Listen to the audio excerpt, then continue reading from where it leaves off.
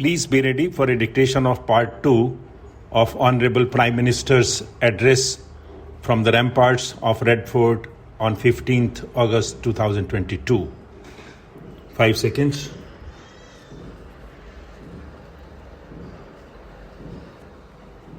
Start.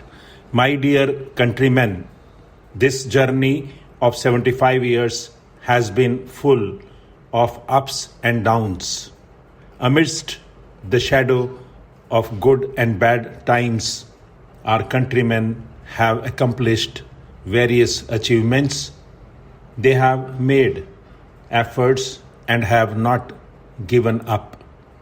They didn't let the resolutions fade away. It is true that the hundreds of years of colonial rule had inflicted deep wounds on India and the sentiments of the Indians, but the people were resilient and passionate. And that's why Indians managed to revive the nation despite scarcity and denigration.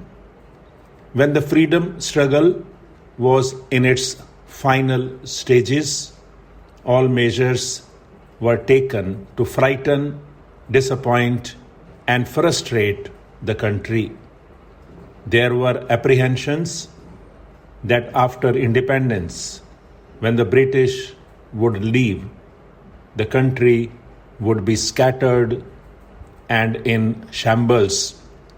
People would die fighting internal wars. India would plunge into a dark age. But they were not aware that this is the soil of India. This country has the unlimited potential to survive across centuries and influence even beyond the powerful rulers. It is as a result of such immense capabilities and resilience that our nation has emerged strong despite facing innumerable adversities, be it food crisis or war. We have aborted challenges hurled at us by terrorist activities which killed our innocent countrymen. We endured proxy war, natural calamities, successes and failures, hopes and despair, yet remained undaunted at all such junctures. But even in the midst of these abysmal stages, India has been relentlessly progressing. India's diversity, which others once thought was a burden to India, is proven to be the priceless power of India, a strong testimony of its power.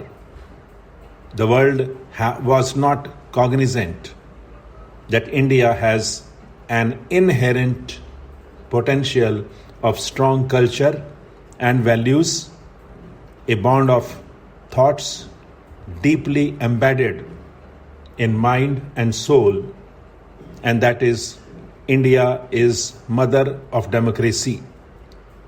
And when those who have democracy pulsating in their minds walk with determination and resolve, it augurs doom for the most powerful sultanates of the world.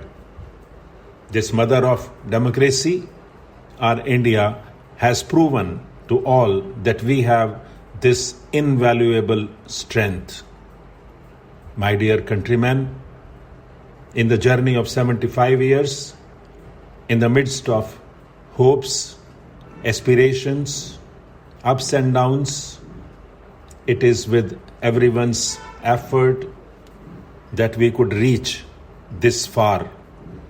And when in 2014, my countrymen gave me this responsibility, I was the first Indian born in free India, who got the privilege to sing praises of glory to my dear countrymen from the ramparts of the Red Fort.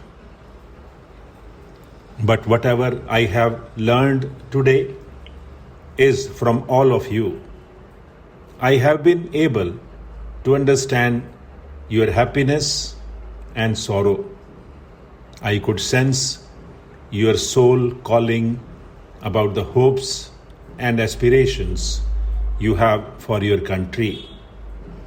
With whatever I could embrace of your dreams, I immersed myself fully in empowering those countrymen during my tenure who were left behind and deprived from being a part of the mainstream, be they the marginalized, outcast, exploited, victimized, deprived tribals, women, youth, farmers, or the Divyang people. From the farthest of India's east or west, north or south, ocean beds, or Himalayan peaks, I have dedicated myself to fulfill Mahatma Gandhi's vision of inclusion.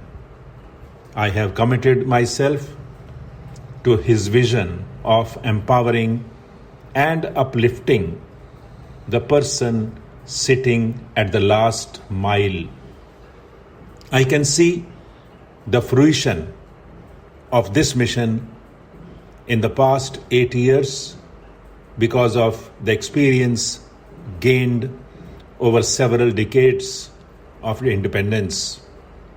We are embarking on the glorious years of 75 years today on Amrit Mahotsav.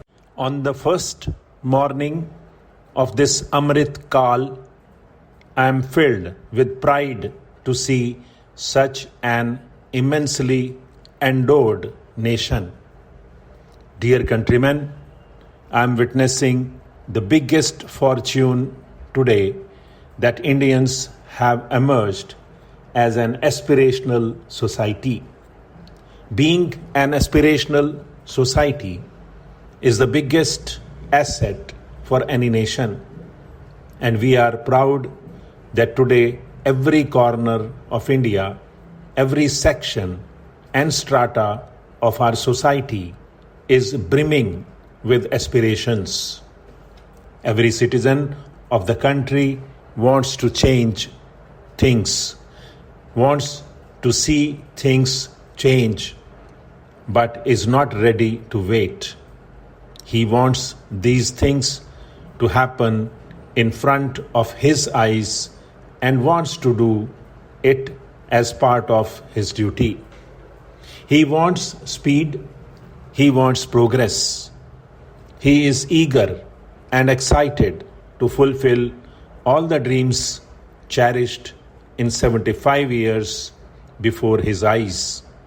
It may cause problems to some people because when there is an aspirational society, then even the governments have to walk on the edge of the sword and also have to charge with the times.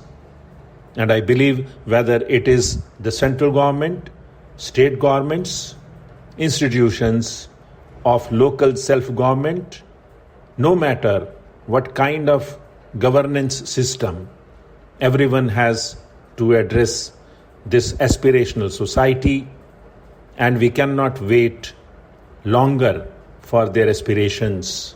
Stop.